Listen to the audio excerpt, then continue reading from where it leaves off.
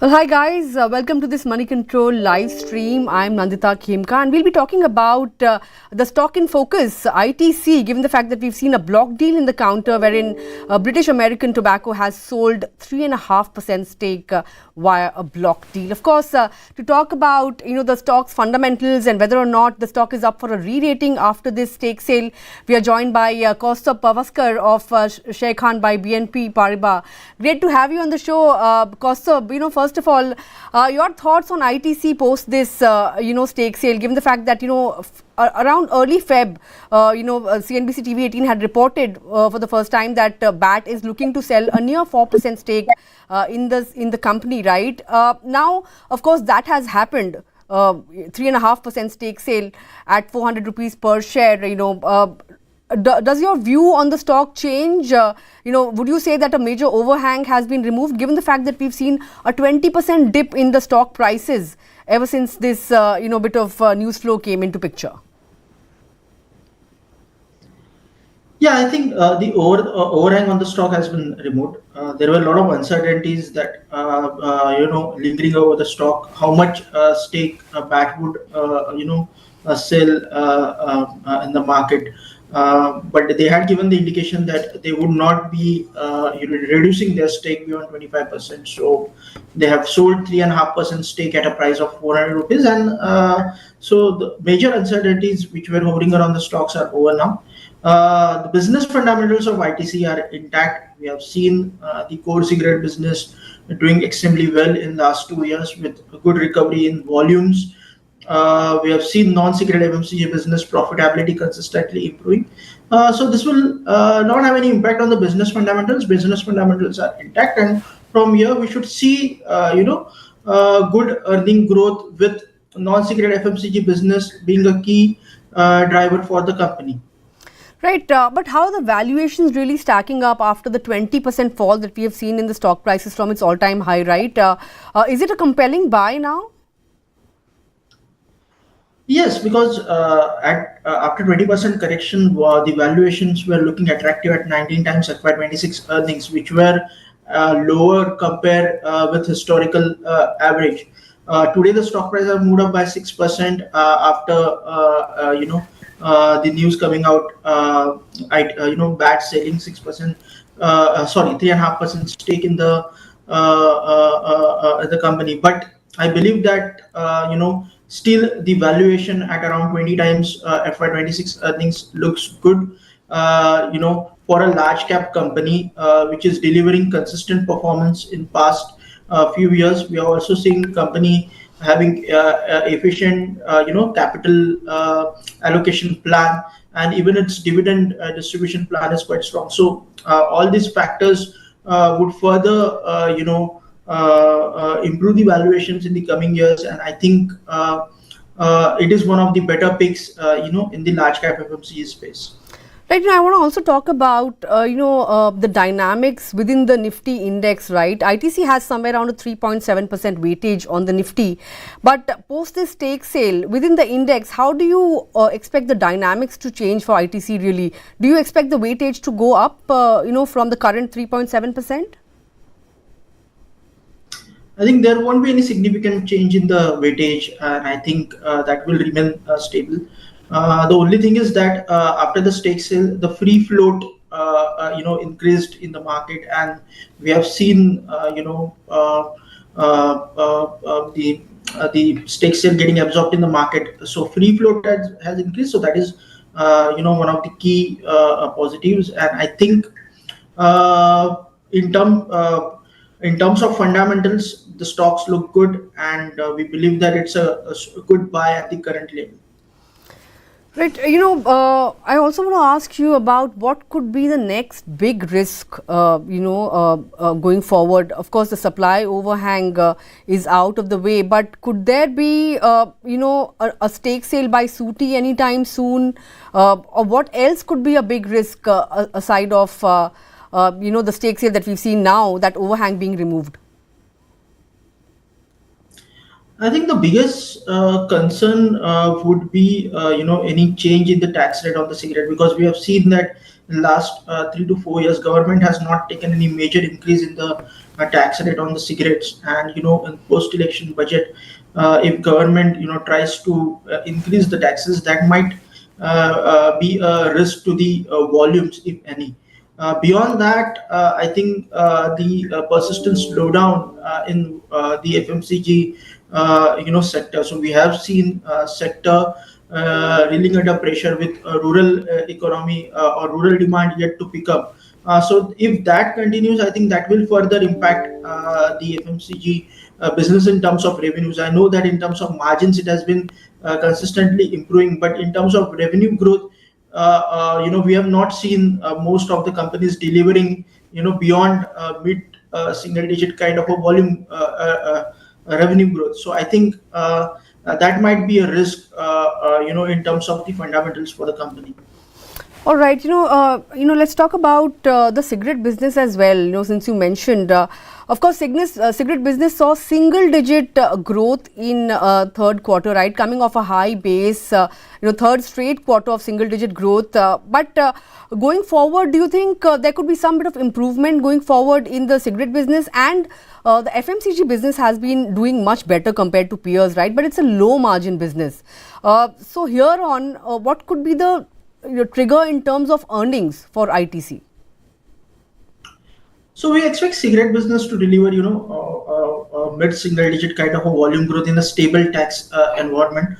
I think the company is regaining its volume share from the illicit trades which was there in the market. So still one third of its, one third of the cigarette industry sales are coming from illicit cigarette, and ITC's cigarette volumes have recovered to 0.96 times to its FY13 level. So if stable tax environment remains, I think the cigarette volumes will recovery would further continue.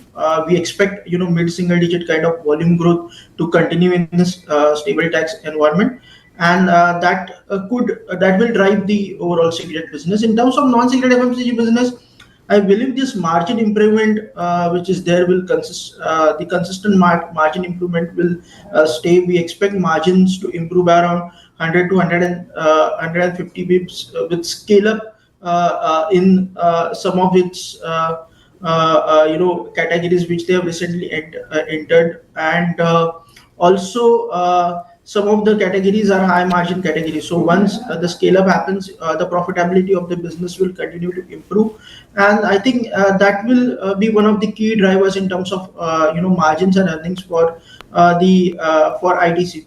Also, we have seen the paper packaging and paperboard business, which was kind of a lag for past 3 quarters. I think that should see a good recovery maybe in quarters ahead.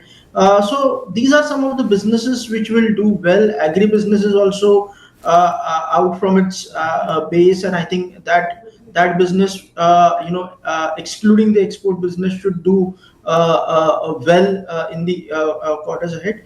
So overall, we believe that the company is well poised to achieve double-digit kind of earning growth in the coming years. Obviously, hotel is one of the business which is doing extremely well, and that should do well in the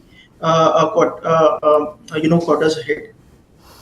Right. So, what are the kind of targets that you would be setting, or assigning to ITC over the next 12-month period? So we have a price target of 515, which gives you an upside of around 20% from the current level. And I think if we see a consistent kind of a performance, in terms of operations for the company in the coming quarters, I think the valuation will further improve, unless there is any risk coming up in terms of, as I said, tax rate hike in the cigarettes, or if there is the persistent slowdown in the non-cigarette FMCG, unless if these are some of the risks which might affect the earnings. But barring that, I believe that there will be a consistent kind of earning growth for the company to see in the quarters ahead. Do you see any possibility of them, demerging the FMCG business as well, just like the way they did with the hotel business, Could that be a possibility for ITC going forward, or do you think that's off the cards now? I don't think so, because if we look from management perspective, their clear thought process is on improving the fundamentals of its non-secured FMCG business, and large part of its investment is happening in this business. They are also entering into newer categories under this business. New product launches have been done. They are looking out for inorganic initiatives. They have already done few, and they are looking at inorganic initiatives to expand this business. So considering that, I believe that the large focus remains on scaling up the non-cigarette FMCG business, where we have already seen margins consistently improving. So now it is in low double digit kind of a margins. We have seen margins improving about 10%. We might see margins nearing to mid-teens over the next 3 to 5 years, considering the scale up which is happening in the business, the capital, the efficiencies what the company is bringing into the business, and obviously the better realization driven by some of the high margin or premium categories, which where we see a good scale up to happen in the coming years. Now, since we are talking about FMCG and ITC, I want to ask you, your thoughts on other FMCG firms. Of course, FMCG as a pack has underperformed, right? So going forward, do you think there could be some bit of change? Because, of course, we saw some bit of pain in terms of earnings as well, as the rural recovery has been fairly patchy. But going forward, do you think, or do you see some bit of reversal in performance for some of these FMCG names? And secondly, also your thoughts on paints, after Grasim's launch of Birla Opus, thoughts on Asian paints as well. See, recovery in the FMCG business, FMCG sector as a whole will take some time, unless there is a good pickup in the rural demand. I believe that if monsoons are good and in post-election budget, we might see some incentives coming up for the rural economy. So if that happens, I think we should start seeing gradual recovery in the rural demand, maybe from Q2 of FY 2024, or second half of FY 2025, or Q2 of FY 2025. Margins we expect to remain high, considering the fact that the raw material prices continues to remain lower on year-on-year basis, so that will drive the earnings. But in terms of revenues, unless there is a good recovery in the rural demand, I think volume growth would continue to remain at the lower end for the companies in the quarters ahead. Talking about in terms of paints, obviously the Grasim entry was quite big, and I think it will enhance the competitive intensity in the paint sector. I think it will have larger impact on the smaller players rather than the Asian paints, but because of the competitive intensity, it will have impact on the margins, because of what pricing strategies the Grasim would come up with. And obviously we might see large spends on the advertisement and promotional activities in the years ahead, so that will keep a toll on the margins on the paint companies. But obviously we believe that paints is more clarity would come in another 6 to 9 months, when we see what kind of impact the Grasim would have on the volumes of the paint companies. All right, that's the word then. That's the, in fact, view on the entire FMCG pack, including the likes of ITC, Asian Paints and other FMCG majors.